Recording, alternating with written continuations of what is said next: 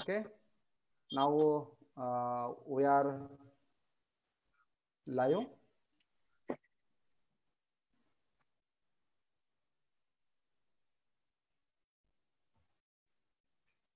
Hi, Lina. Hi, how are you, Vikram? Hi, Narayan.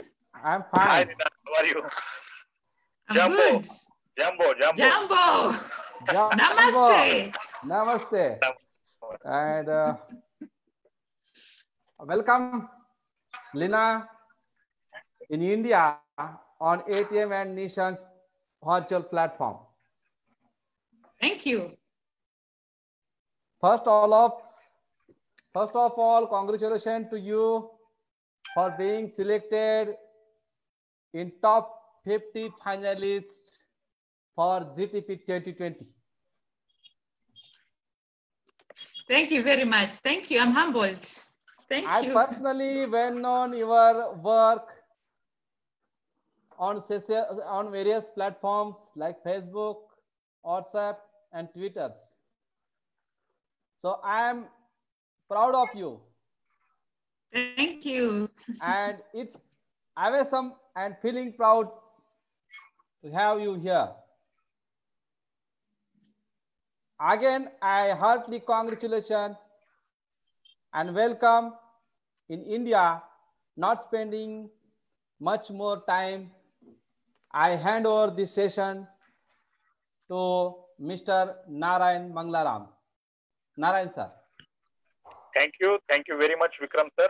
A very warm good evening to everyone who are watching this live program on the Facebook Live. Active Teachers Maharashtra ATM and Nishank have launched a new Facebook and YouTube Live initiative, EduTalk, through Active Teachers Maharashtra ATM Facebook and YouTube channel. All members of Active Teachers and Nishank group, today we have with us our very own founder of state coordinator of Active Teachers Maharashtra, Vikram sir. I personally welcome Vikram sir in this EduTalk, and very warm welcome to our today's guest, Lina from Kenya. She is top 50 finalist for Global Teacher Prize. It's privilege to hear her speak on digital inclusion and girls in STEM. We are here today conducting this session on digital inclusion and girls in STEM. And Lina is the expertise on this topic, and that's why she is here. And she is also one of the finalists for Global Teacher Prize. Before starting the session, I would like to heartily welcome Lina on this virtual platform of Active Teachers Maharashtra ATM and Nishank Bharat. Welcome, Lina. Jumbo. Thank you, Jambo Sana. Namaste. Abari Gani. Mzuri. Abari Gani means how are you in Kiswahili language, which is the official language of Kenya. Before we going further, I would like to share some details about Lina, the work she is doing, for which she is shortened as top 50 finalist for Global Teacher Prize. Lina Anyango. Lina is a biology and chemistry teacher at Regi School, Runta. In her 12 years of teaching, she has been coming up with innovative ways of improving learning outcomes among marginalized girls in Mombasa by embracing and infusing technology in their lessons. In her quest to inspire girls to venture in the STEM field, she started the Girls in STEM Club in her, where she trains girls in digital literacy, invites mentors to speak to them, and also prepare them for various STEM. STEM means science, technology, engineering, and mathematics here. Lina has shared her insight on the role of ICT integration of transforming learning experiences and improving learning outcomes in various teachers' workshops and conferences. As a teacher coach, she has coached over 200 teachers within Mombasa on ICT integration and has been a Microsoft trainer and Microsoft Innovative Educator expert from 2018. She is a Tech Woman alumni and was this year nominated among the top 50 finalists for the Global Teacher. A very bright education career she have, and she is doing a very different and very innovative work in her field, because inclusion of STEM for girls education, it is very innovative work, and she is doing it for last 12 years, and that is her specialty. So starting with our discussion, I would like to ask you, Lina, will you please tell us briefly about yourself? Because as per my knowledge, you initially don't want to be a teacher, and there is no one from your family is also teacher. Then how do you come to this noble profession? Hello, Lina. Thank you. Thank you very much, Narayan. Yes, as you've said rightly, teaching was among the last choices for me when I was a school girl. Yes. It took me time to accept that I'm finally a teacher. So I am a graduate of Bachelor of Education Science, specialized in biology and chemistry, and immediately graduated from university, that is back in 2007. I was able to secure a teaching job in a private school. At that time, I was around 22 years. So as I said, I never accepted teaching as my profession. So when I got that chance to teach in that high school, I said, let me hang on to this while I apply for other jobs elsewhere. So I sent numerous applications. Any job vacancy which needs a graduate, I applied. I did that for like 5 years without any regret, without nothing. So for some time I felt like, why did I end up being a teacher? When I'm with my colleagues, with my former schoolmates, I felt ashamed to be myself as a teacher. It took me a real long time to accept my teaching profession. But then I ended up being posted into a public school. That is around 2011, I was posted in a public school. And in that public school, the students who were in that school were majorly from slum areas. Let me just move on to the next slide.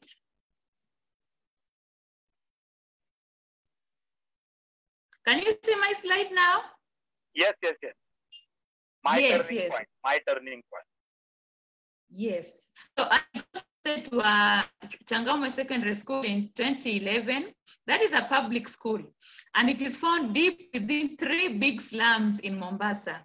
So majorly the students who are in that school are coming from slum dwellings. Mombasa is a city, but we have big slums there. So those students who are in that school are majorly coming from the neighboring slums. And apart from that, in my country, Kenya, we have different cadres of schools. School starts all the way from national schools. We have extra county schools, then we have county schools. So during the national exams, the students who perform best, they are admitted in national schools. And the ones who performed least are admitted in the county schools. So Changamwe Secondary School is one of the county schools. You realize that this is a school where we have students from slum areas. And again, these students have been admitted with the lowest marks. This has an impact in their self-esteem. And I realize that these students appear hopeless and they have low self-esteem. They feel like, no, we are doomed. We are failures. We are from slums and we are in a school which has poor performing students. Yes, we can't do anything in our life. They think so. Yes, we cannot do anything in our life. So we're just going to school to finish the schooling cycle, then we can go back to the community and maybe just hide around. In addition, the county schools, it is under-resourced compared to the national schools. Most students in the school are also living with single parents. Some are living with grandparents. So that is another challenge, that just other than coming from backgrounds, even the family setting is another challenge. You rarely find students which have a family with both the parents living together in my school. So I don't know if you heard about this, but in Mombasa, there's a time there was a very big challenge of terrorism. There was a very big challenge of terrorism, and high school students were being recruited, they were being radicalized and recruited in the terror gangs. It happens that some students from Changamwe Secondary School were also among the ones who are being radicalized. Remember, these students do not have any hope. They don't have self-esteem. So if they find somebody who can promise them heaven through radicalization, why can't they think about it? So they also happen to be victims of that. And lastly, I realized that there is a very big disparity between the number of boys and the number of girls who are taking up STEM subjects. So that was another challenge, that were adversely affected, and therefore this led to low enrollment, especially in STEM subjects. So in summary, those are the challenges. That is a background of the kind of school I have been for the last 12 years. So what did I do about this? My turning point came when I was selected to be trained on how to teach with them. And in that training, as you can see in this diagram here, we are showing our certificates. We were trained and we became Microsoft Educator. I did the Microsoft Educator exam. So after that, I connected with my students, understand their problem. I made them my friends. And then with technology, each and every day, I devised an innovative way of making them be interested in learning. After doing the Microsoft Educator exam, I joined the Microsoft Educator community. As you can see here, this is a screenshot. In the right corner, we can see your profile picture. Yes, maybe yes. it's Microsoft Educators community's profile. Yes. So in that educator community, I was able to do over 80 courses on how to improve learning, teaching and learning using technology. 88 courses. Yes. Oh wow. Yes. Really great. Yeah. I don't know if you can see here. These are 81 badges. If you look at this profile, yes. Yes, there we go. Yes. So all those are free courses. I did them on my own so that I can improve myself as a teacher and see the best way I can improve the life of my learners. So after doing that course, I now started an after-school program to train learners on digital literacy skills. Because if I know technology, I'm supposed to use this technology to my learners. My learners are coming from slums. They've never interacted with a computer. How will I continue with my teaching effectively?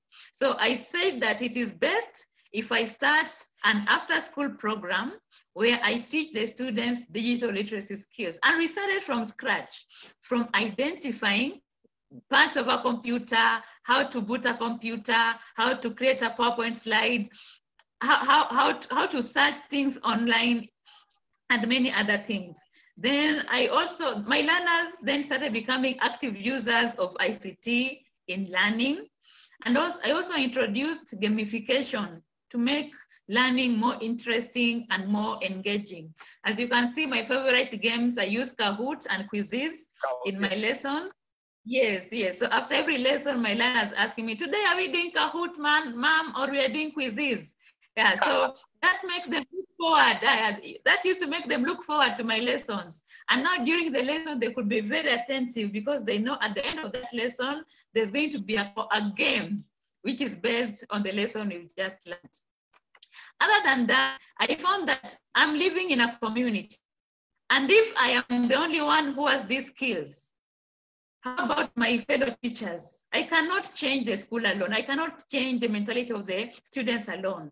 I need to collaborate with the other teachers. So I started training my fellow teachers on how to use technology. As you can see in this training, I was training them on how to use Kahoot in their lessons. Yes, and this other diagram, I was just telling them on the various ways you can use technology to improve teaching and learning. So I've organized so many trainings.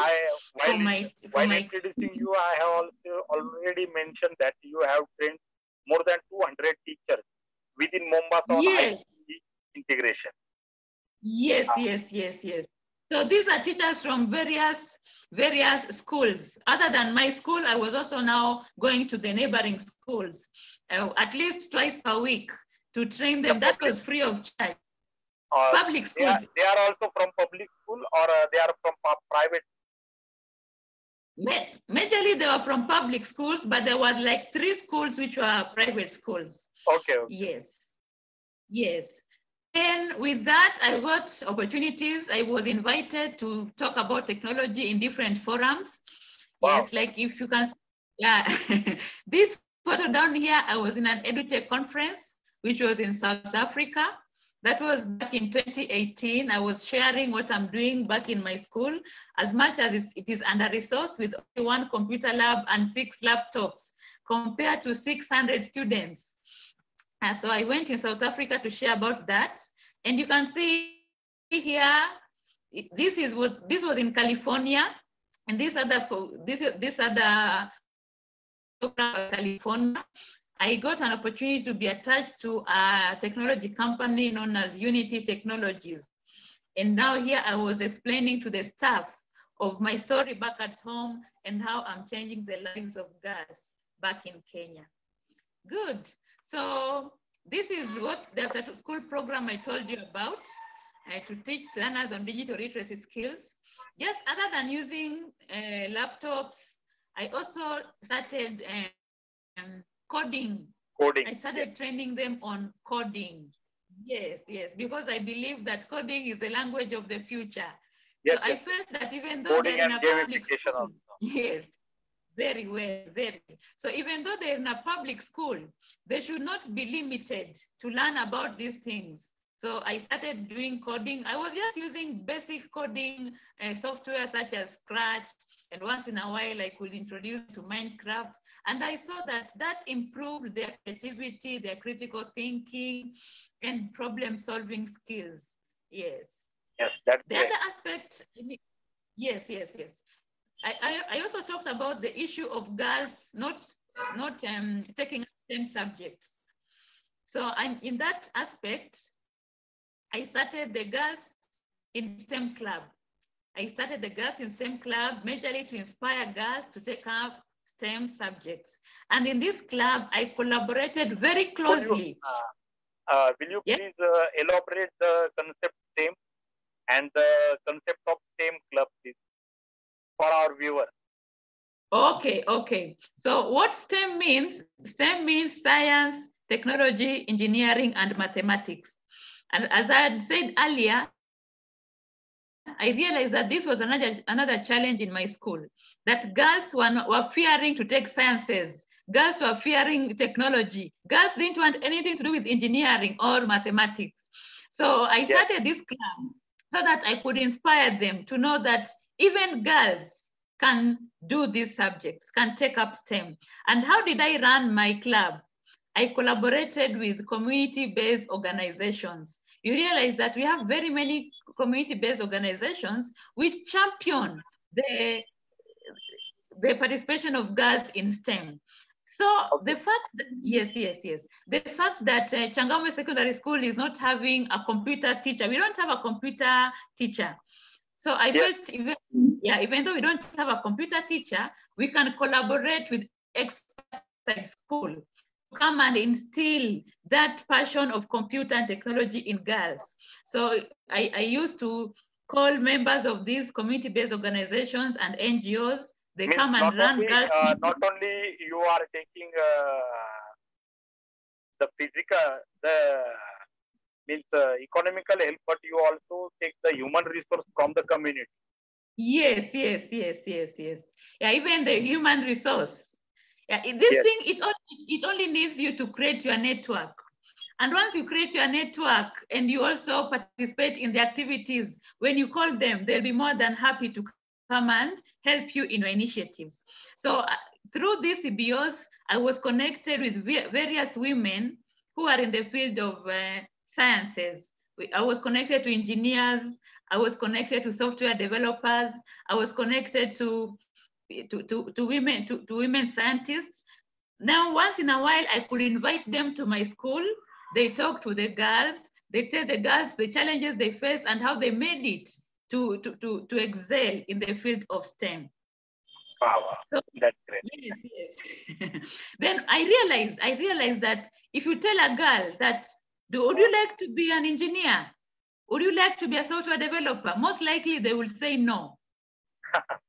Yes. Because they are very afraid of this same subject actually. Yes. Even that name of engineer, it looks more of a male than of a female.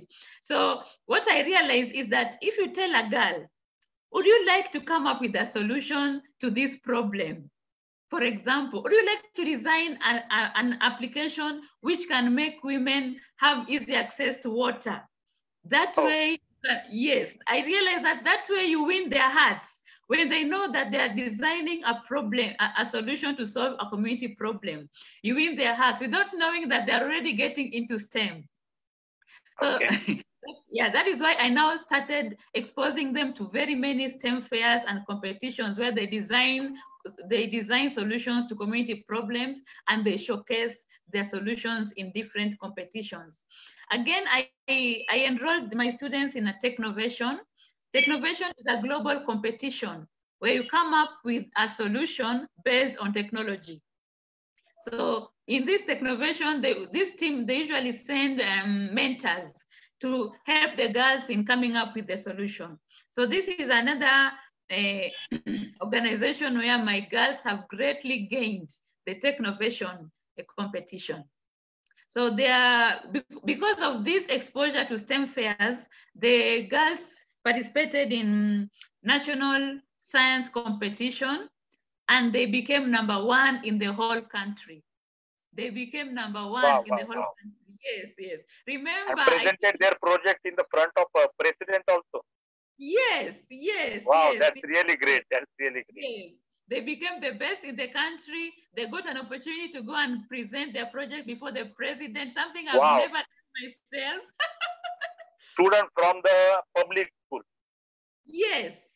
Who you before who you think they are hopeless and they are having a low esteem.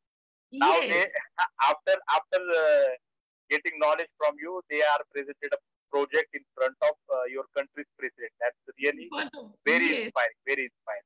Yes. So you can imagine when they went back to school, what they were telling their colleagues back in school. That yes, we have made it. We can be winners. We went to the president. We are equally good. We have potential. So that is the message I wanted to pass across to these students. That no matter your current situation, you are your only limiting factor. Yes. So what kind of response did you get from the parents also, or community or surrounding from your school area?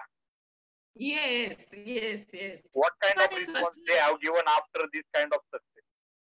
The parents were so excited. The students were so excited. Everybody was like, oh, Changamwe school went to the president. Praise God. So from there, whenever there's a competition, whenever they're doing the exams, they do the exam with a different mentality. That we are not inferior to anybody. We can do as well as our students in the national schools. Yes. So these are some of the photos of the girls when we are in a STEM fair. As you can see here, this was a STEM function. I went with the students. This was another one. This was for secondary school science congress competition. Yeah, so I was posing a photo. I was taking a photo with them there. And now this is our president, President Uhuru Kenyatta. Okay. And here, yes, and this is one of my students. Wow. So wow. this was a photo this was a photo they took after presenting their project. Yeah. Wow. Again, here you can see the girls. This was during what we call Young Scientist Kenya National Science and Technology Exhibition. And so these guys now were being called in various forums. Whenever there's a forum, I'm called, Lina, can you bring your girls? There is this thing. Can you bring them to showcase their innovation? Yeah. Yeah, here are more photos. You see that now they have built up some kind of expectation from you and your school. Yes.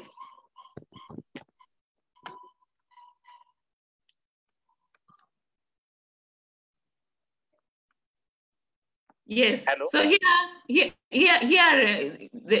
the students were highlighted in the national newspaper. They came up with the solution of making briquettes from, and here they were showcasing their solution. And sorry. Yes, please go ahead. Okay. So here they were celebrating after winning in a STEM fair. You can see they're very happy, and I'm right there with them. And in the last photo here, they are holding the trophy after being the best team in the whole country. So yes. That is just what mentorship can do students. We have those students who just need somebody to come and spark something in them, to just switch on a switch in them to tell them, hey, wake up, you can do this. And you will be amazed at how far the students will be able to go. So after they became the best in the country, they had an opportunity to go to South Africa for the International ESCOM Fair. Yes. So other than that, I talked about the problem of radicalization. I've talked about the problem of radicalization, and I also felt that it is a problem I could come up with a solution. So what I started what we call the Cultural Music Club. And in the Cultural Music Club, we could practice the different cultural songs, traditional songs of various ethnic communities. This was just to help them to appreciate each other's culture. Because I realized that radicalization is due to extremism, not accepting that somebody's opinion can be different from yours. Somebody's culture can be different from yours. So with the Cultural Music Club, they were able to now to appreciate each other, and it reduced the number of students who are being radicalized to join other groups. And so these are just some of the photos when you're doing the cultural music practice. And here we were at the level, went for competitions at the national level in this photograph here. Is it your cultural dance? No, in fact, this one is for Uganda. This is for country. Like in the previous slide, And here, oh yeah. In the previous slide, we have this one here. We have two communities here. This is the Kenyan community. Okay. And yes, and the down one here is for the neighboring country. No, in fact, this is for Uganda. This is for country. I'm hearing some echo. Yes, I too hearing some echo. Okay, go ahead. Okay, no problem. But on Facebook, all is well. Please continue. Okay, Lina, no problem. Okay. Continue. Please continue. Yes. Okay. International collaboration. Yeah. Yes, I So have just seen that during this Corona or COVID pandemic, you are doing international collaboration with our India GEM International School, Gurugram. Okay. Yes. Good. So I had talked about collaboration, and to me, collaboration is the way to go. Collaboration is the way to go. So here I was having collaboration with Concordia University, and they were piloting something known as They were piloting something known as EPAL, which is a learning toolkit. And they were also piloting a game-based learning known as Space Team, which helps students to learn English as a second language.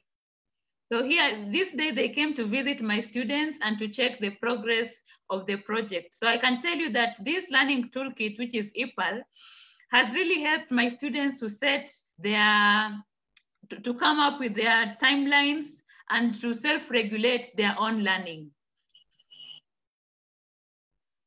Yes, okay. For community service, I have been doing a lot to train the students in the community. This is a local church. I just hired a local hall to train students during school holidays. I train them on how to do coding. So school holidays, instead of the students being idle at home, they come to my center for 1 hour or 2 hours, and I teach them how to do coding, because I believe that they should start learning coding early in life. And the last community service I love doing is mangroves. Remember, you realize that Mombasa is a town along the coastal line, and our main natural forest is the mangrove. So people have been harvesting the mangrove at a very alarming rate.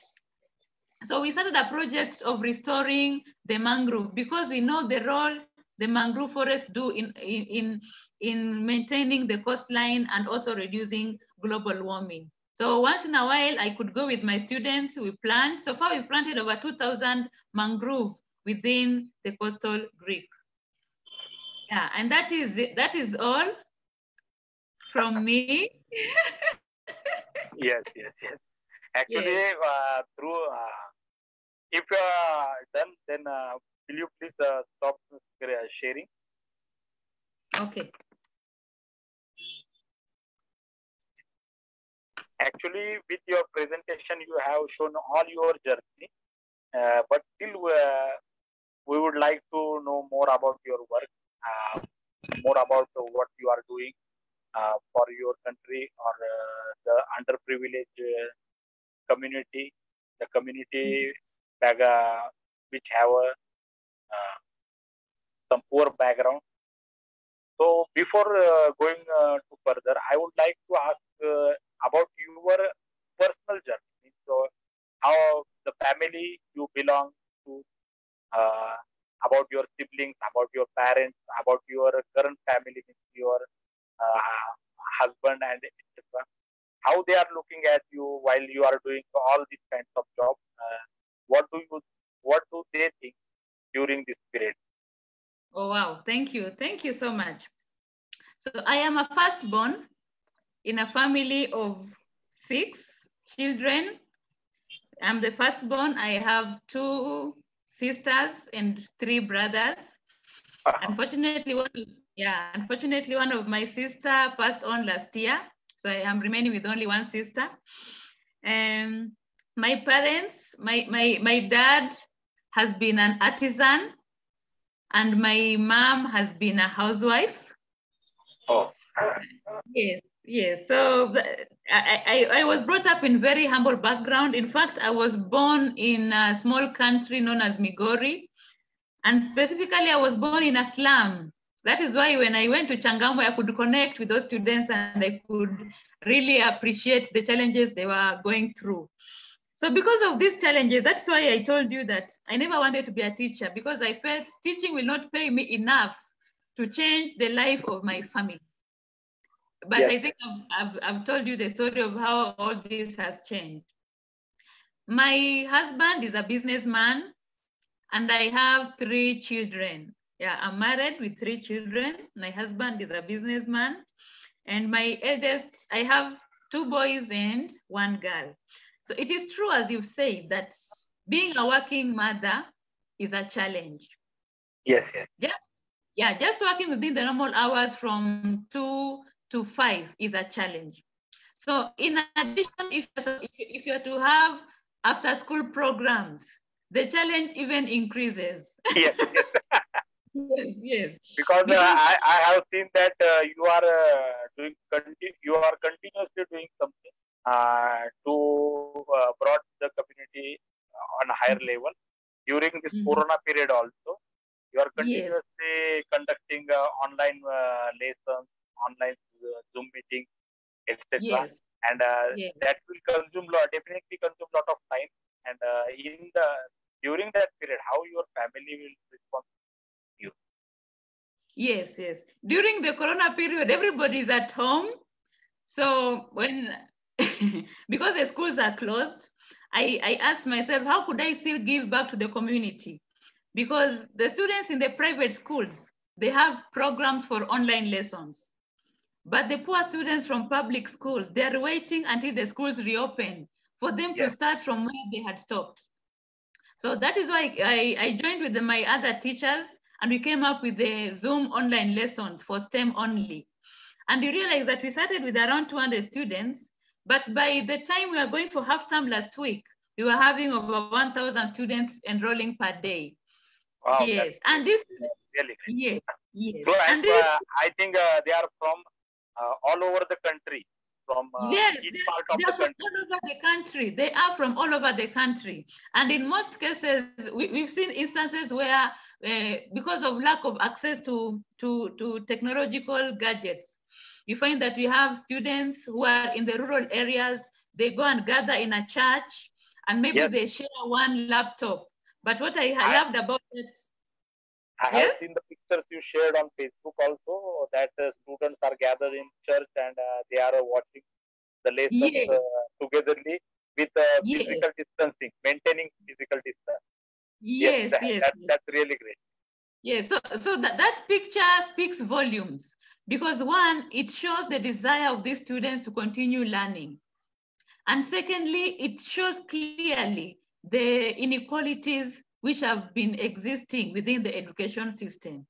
That if we don't address these inequalities, we'll always have that gap between the haves and the have-nots. The people Yes, who have it can take their students to private schools which have everything, and the common person will take a student to a public school where in case of teacher strike, in case of such school close downs, their learning stops. Yeah. So other than that, as you said rightly, I've also been having an exchange program between my students and students in India. And that is why I have learned Namaste. yes. Jumbo, jumbo. So I have learned about the greetings. We've learned about the cultural dances, the music, what else? The games, kabaddi, kabaddi. I've learned. Yes, yes, yes. Yes, Yeah, we've learned the about. kabaddi is a very popular game here in India. We played Yes, it kabaddi. Yes. yes, I've learned about it, and I think I should start training how to How play many? kabaddi. I would like to ask you, according to this, how many sessions do you have with Indian on cultural exchange?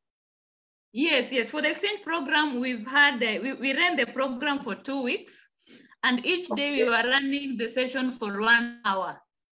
1 hour each day, So 1 hour and each day. So we can. student join from their home. Yes, yes. Students are joining from their home. We came up with a program, and then we picked students. We're using Microsoft Teams.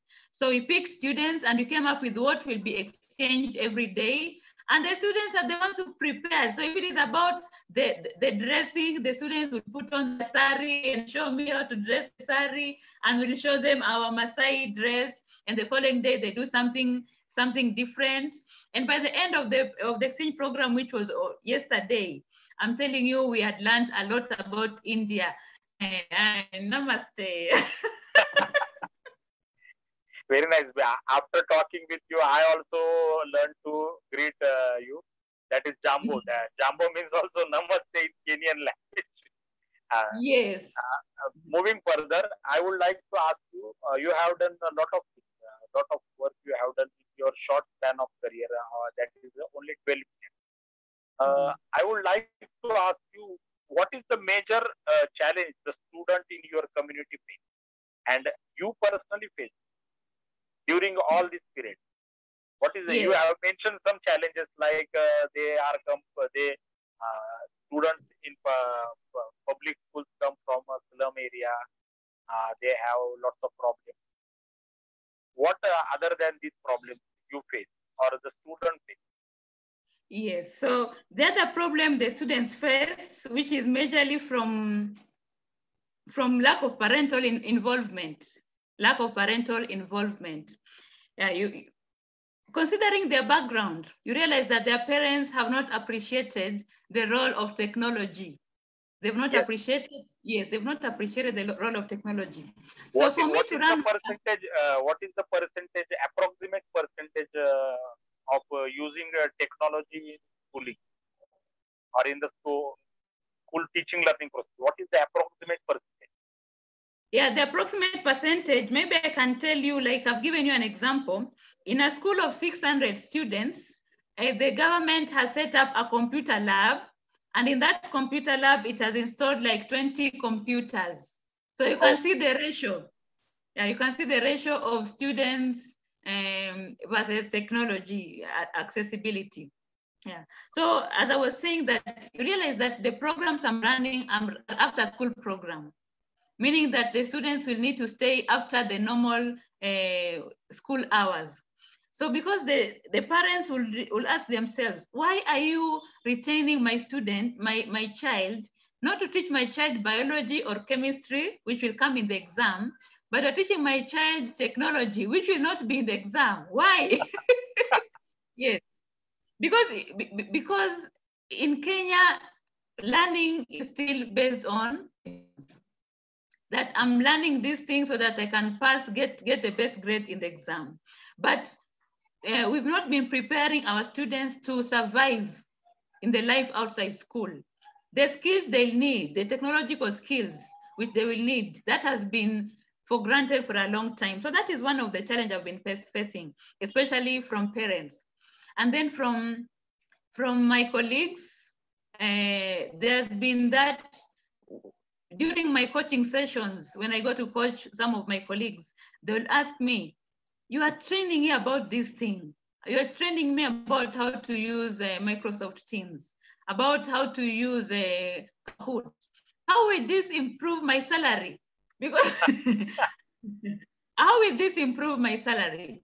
Because whether I use Kahoot, whether I use technology, my salary remains the same. And now you want me, yes, and now you want me to labor my mind to prepare a slide, to prepare using technology. Why don't you just leave me to do things the way I'm used to? So there has been that resistance to change from many teachers. But I appreciate the positive side of Corona is that because of this Corona, these teachers have been looking for me day and night. Lina, I need to talk to my students. Which platform can I now use? So they are now forced to learn technology. Yes. Going further, I would like to ask you, already you have mentioned how you have solved this problem. Still, I want to ask you, what special things you have done to solve these kinds of problems? Means how you convince the parents or your colleagues to use technology in your day-to-day life or in your teaching learning process? Or did students also enjoy the use of technology in their teaching learning process? Yes. Because you have told us that about the colleagues and parents, but what about the students? Did they enjoyed it, or did they like the use of technology in their teaching learning process? The students have been very positive about learning technology, because when they socialize with their friends from other schools, from which have resources, they find that they're behind in terms of adapting to technology. So when I offer to teach them all these things for free, they realize that is a gift they could never pay. So they were very cooperative. Once in a while, they could just have the challenge of the parents asking them, why are you learning technology? When will you revise chemistry? When will you revise history? Yeah, but from the students, I got a lot of support. And I think because of those sessions, we really bonded, and we created a very deep relationship between me and my students. Okay, thank you. Lina, I want to ask you, why does STEM matter? Because as a girl or as a woman, we see that women or girls are lot of interest in language or maybe art. But why do you like STEM, and why do you try to include girls in STEM? Yes. So firstly, STEM provides all the solutions of our community problems. Yeah. STEM provides solutions to all our community problems. And you realize that in these community problems, it is the women who are affected most. It is the women who are affected most by these community problems. So I felt that because they are the #1 victims, they should be put at the center of this STEM, at the center of designing solutions to the problem they face. And there is no better way to design these solutions other than embracing STEM. So why STEM also matters to me, as I've told you, I realized that there is that gap between women in STEM and men in STEM. So if you tell students in a class, if you tell students in a class to draw a doctor or to draw an engineer, all of them will draw male engineers. Yes. All of them will draw male doctors, male pilots. Yes. So that is that in their mind, they know that these jobs are not for women.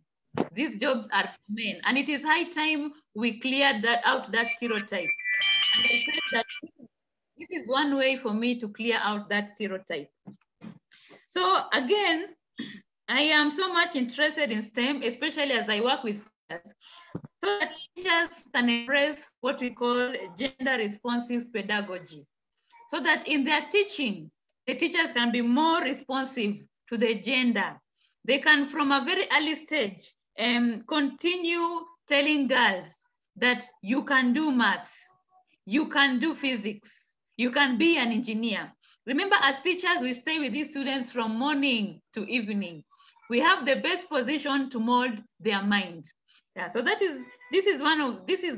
the reasons why I feel I am so connected to STEM. STEM provides all solutions, and we feel that girls and women should be put at the center of designing solutions to our community problems.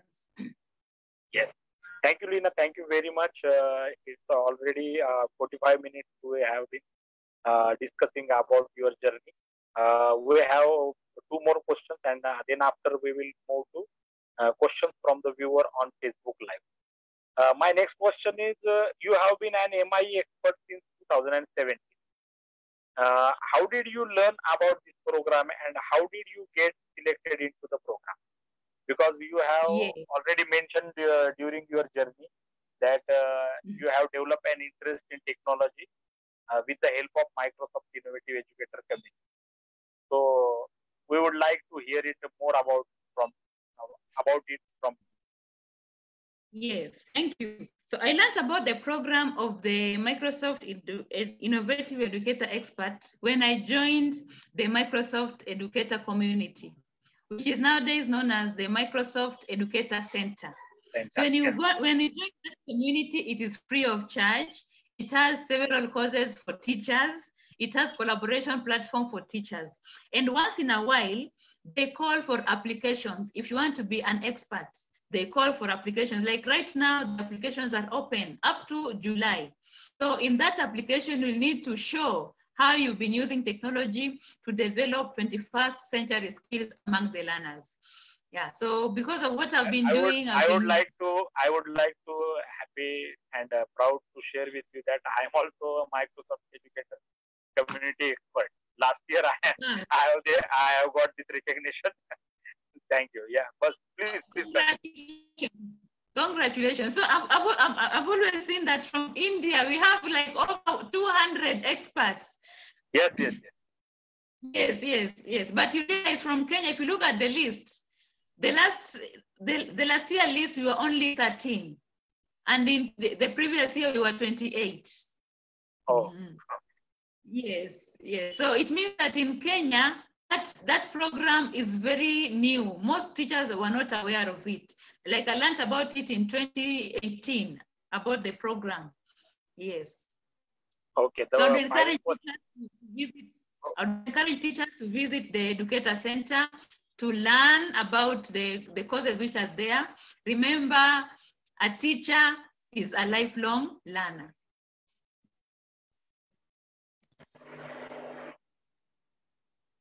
Hello. Hello. Am I audible? Yes, yes. Yes, yes. Now we will come to the final question of our discussion. We would like to hear your journey towards GTP 2020. How it starts, what you have experienced during this journey, and how you feel after selected final 50 in final 50. Wow. Thank you. So for the Global Teacher Prize, annually they always call for nominations and applications. So last year I was nominated by my students, by my colleagues, considering what I've been doing.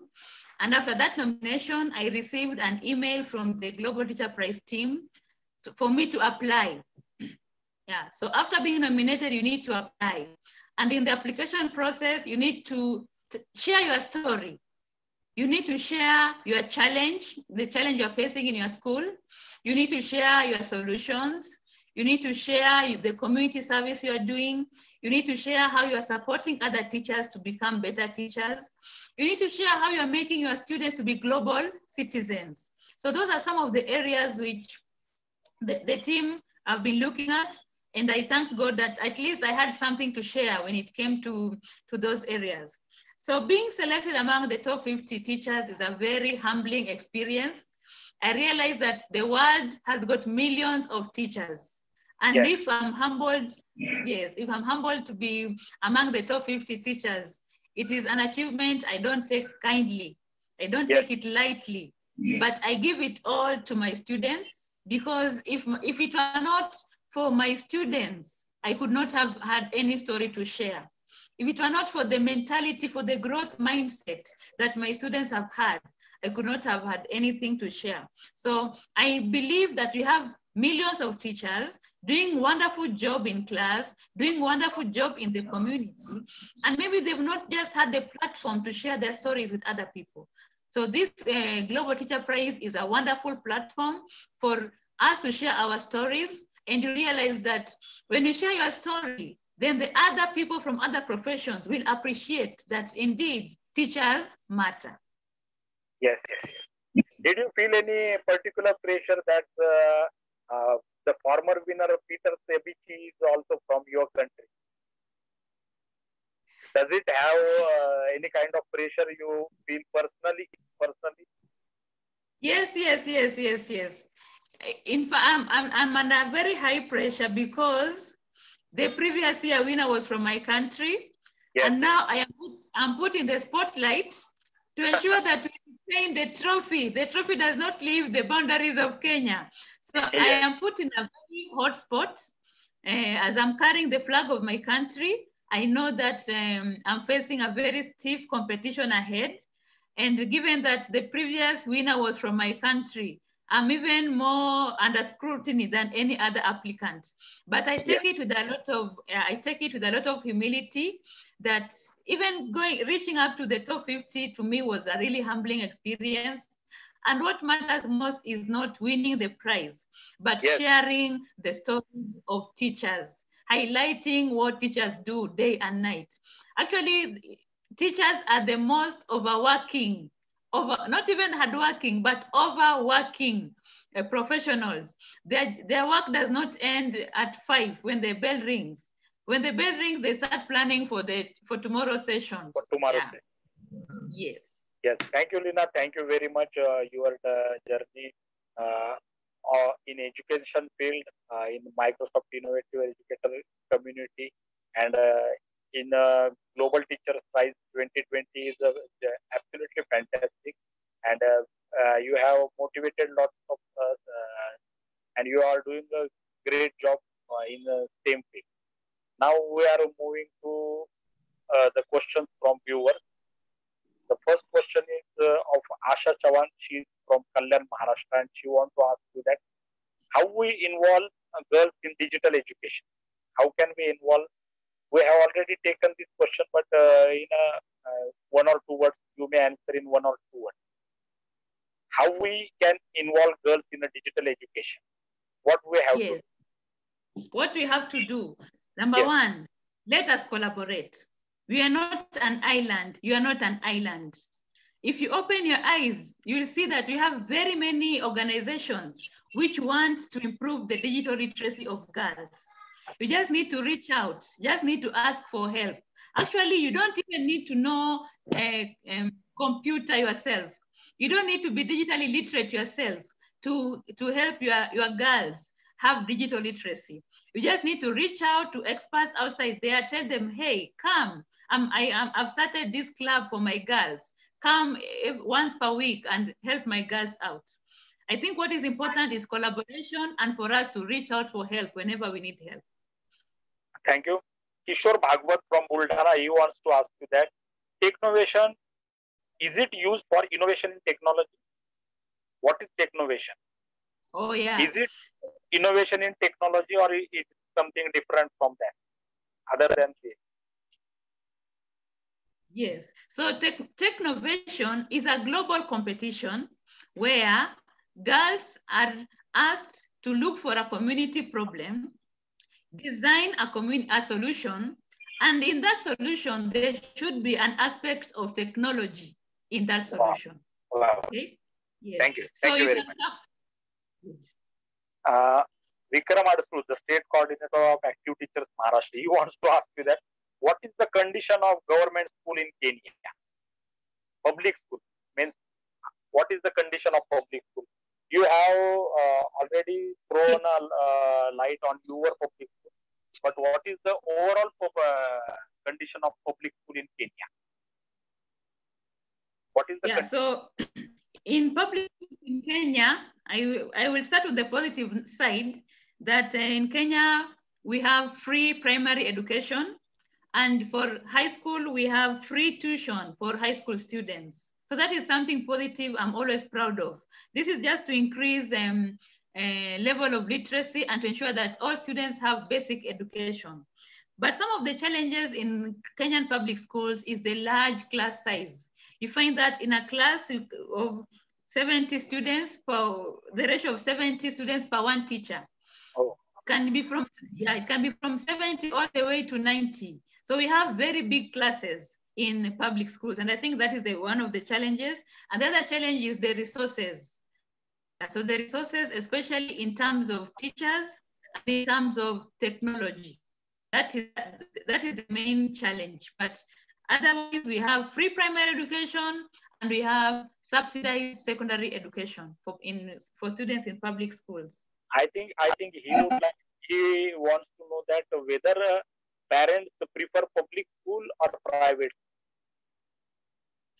Yes, public will prefer private schools because of the small student-teacher ratio. So Okay. you'll be sure your student, your child will get that attention from the teacher. Quality. Okay, thank you. Sanjay Jagtap would like to ask you that in Kenya, do you have a co-education or separate school for girls and boys? Means girls and boys. Oh, nice. So in Kenya, we have some schools which are mixed. We have schools which have both boys and girls learning together. And we have also other schools which we have girls alone and boys alone. So we have all of them, mixed schools and single-sex schools. Okay. Navnath Suryavanshi from Maharashtra, he wants to ask you that, we would like to listen rhymes or poem in your language. Could you please sing a poem or a song from Come again?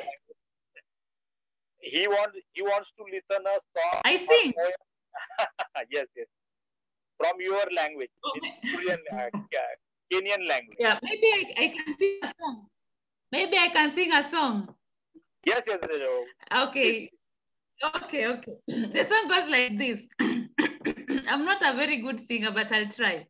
No problem. Karibuni Kenya, ni nchi ya jua. Jambo jambo bwana, jambo jambo rafiki. Oh, thank you. Thank you very much. Yeah, so that is a song to welcome you to Kenya. Though you are not a singer, but you have sung a song very sweetly. Thank you very much. Preeti Khandelwal wants to ask you that. Wish to know how are you engaging students constructively at present scenario? Yeah, I think we've already talked about this, but Yes, I can repeat. Yes. So what we are doing, we came up with that as a team of science teachers, and we rolled out Zoom lessons for all students in public schools, free of charge. They join free, we teach them, and we also opened Google Classrooms for them. So after the lessons, they would join the Google Classroom for assignments and revision materials. The hashtag, I remember the hashtag learning never stops. Learning never stops. Even Corona cannot stop learning, yes. Yes. I have gone through some posts from Facebook and Twitter. You have used the hashtag learning never stops, and you have doing your job continuously. Thank you. Vijaya Gaikwad wants to ask you, which activities you take in STEM function? Could you please mention some one or two special activity for STEM club? You have STEM club for girls in your school. Could you please mention any special activity in that club? Yes. So yes, as I've mentioned earlier, in STEM club, we come together with the students to look at problems in the society and design solutions for them. So there's a slide I shared with you about students coming up with charcoal briquettes, which they made from waste found in the market. They came up with a project of converting waste to energy by making charcoal briquettes. And the students have also designed several mobile applications. And one of them is called the Danger Alert mobile application because of the problem of terrorism, which was very rampant in Mombasa. They designed that app so that in case of any attack, you just click on the app and it will notify your relatives that you are in a problem. And they've come up with very many different mobile applications. So majorly in the STEM club, the students collaborate in groups. They identify different problems and they design solutions for those problems. But of course, with the help of mentorship from me and from members of the community who I collaborate with very closely. Okay. Thank you, Lina. The another question is, are the students joining you are from different social strata?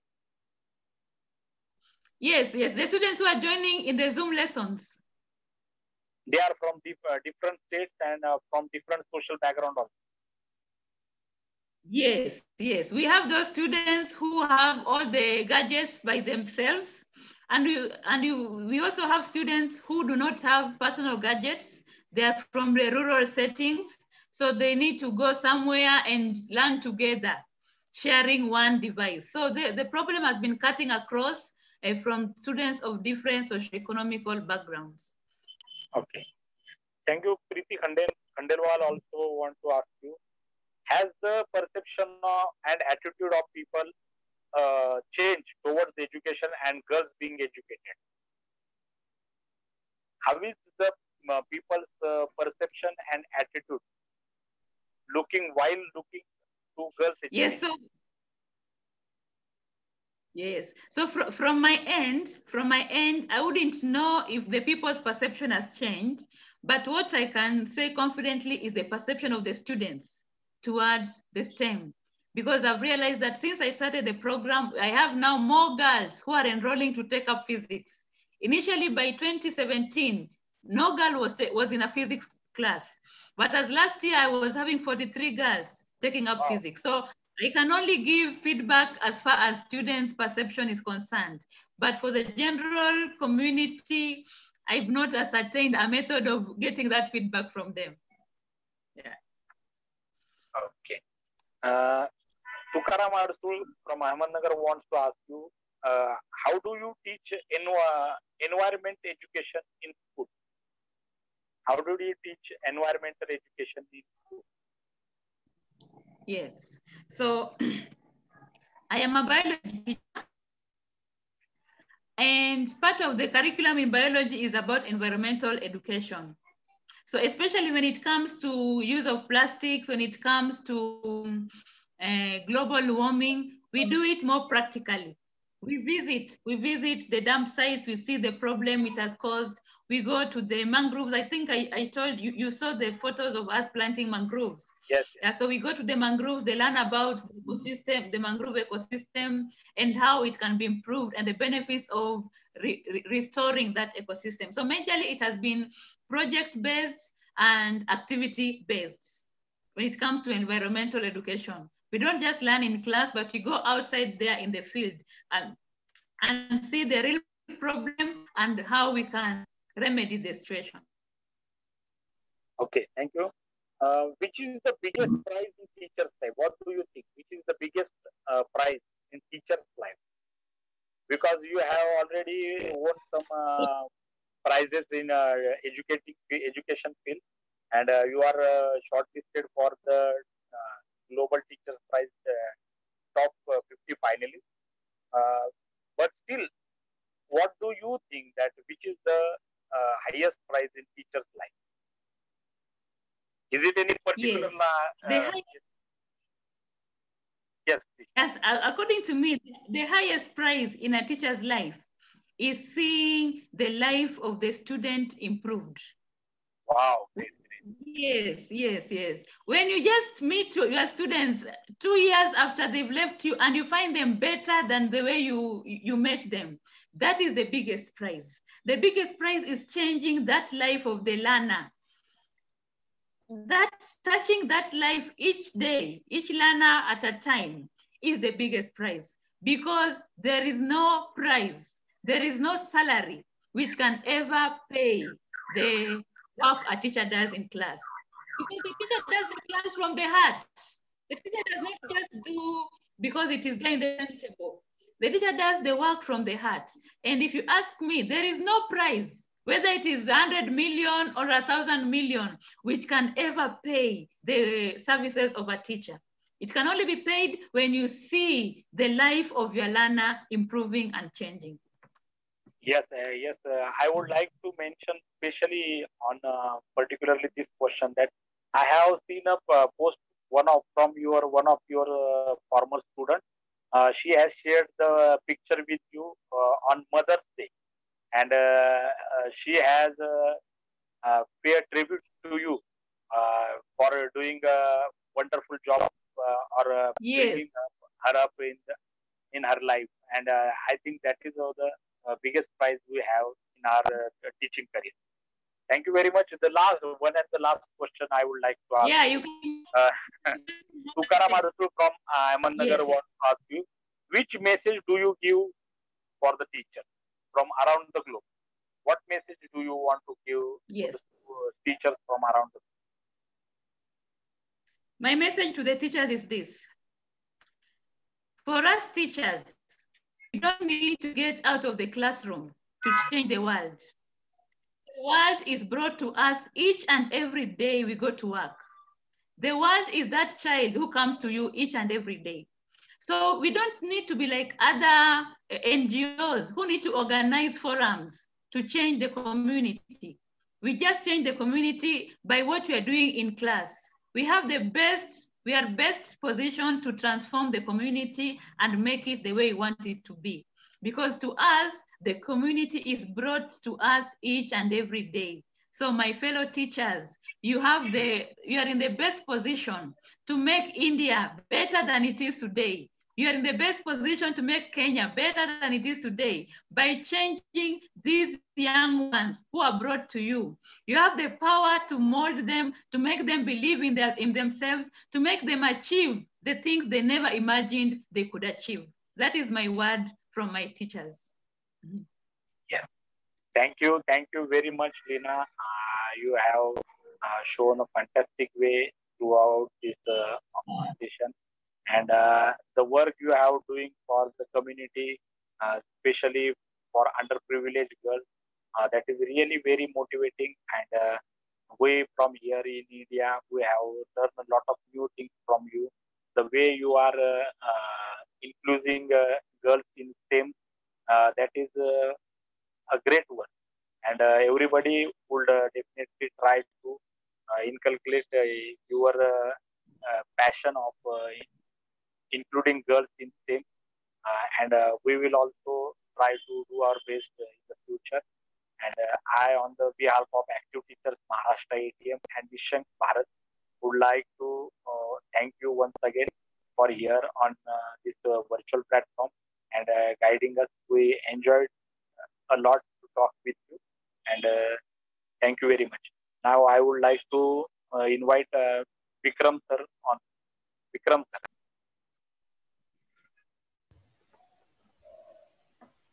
Vikram sir, can you hear me? Yeah. Yes. Thanks, Lina. Welcome. We enjoyed today's session and proud of you. And best wishes for you to GTP 2020. Thank you. I like your answer about what is the biggest prize in teacher's life.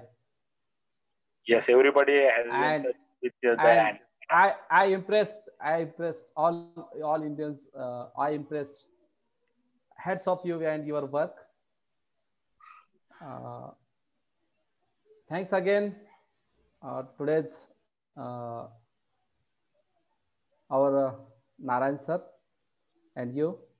Now I want to use regional language for tomorrow's announce. सर्वांना नमस्कार. आजचं session या ठिकाणी आपण enjoy केलंच असेल. उद्या आपलं सेशन जे आहे हे स्वर्गवासी कल्पना महाडिक कविकट्टा भाग 3 हा होणार आहे सायंकाळी 5 वाजता. वास्तविक पाहता आजचं हे लाईव्ह सेशन जे आहे हे लाईव्ह सेशन आपण घेणार नव्हतो. ऑन दी स्पॉट आपल्याला हे थांबवावं लागत होतं, परंतु आपण एका दूर देशातील उपक्रमशील शिक्षिका तिचे अनुभव हे ऐकण्यासाठी आपण त्यांचा वेळ घेतला होता. म्हणून या ठिकाणी आपल्याला नाविलाजास्तव आपण आजचं सेशन घेतलेलं आहे. त्याचं कारण तसंच होतं की आज दुःखद घटना घडलेली आहे. आपल्या परिवाराच्या राज्य सहसंयोजिका आणि माझ्यासह सर्वांच्या मार्गदर्शिका ज्यांच्या नियोजनातून आणि ज्यांच्या प्रेरणेतून आपण हा शिक्षण संवाद कार्यक्रम सतत नियमित चालवत आलेलो आहोत, अशा ज्योती बेलवले यांच्या सासूबाई यांचं आज दुपारी दुःखद निधन झालं. नामदेव बेलवले यांच्या त्या पत्नी आणि दीपक बेलवले यांच्या आई आणि ज्योती बेलवले यांच्या त्या सासू होत्या. आणि सर्वात महत्त्वाचं, या माऊलीनंही उभं आयुष्यभर एक शिक्षिका म्हणून ज्ञानदानाचं पवित्र कार्य आपल्या हातून केलेलं आहे, घडवलेलं आहे. म्हणून अशा या माऊलीस संपूर्ण ATM परिवारातर्फे भावपूर्ण श्रद्धांजली या ठिकाणी वाहतो आणि मी थांबतो. आणि नारायण सर, 1-2 शब्दामध्ये आपण लिहिण्याला नंतर सांगूयात की काय कारण होतं, मी काय बोललो ते. या ठिकाणी आपण लाईव्ह थांबूया. Thanks again Leena and Narayan sir and all of you. We will meet tomorrow 5 PM. Okay.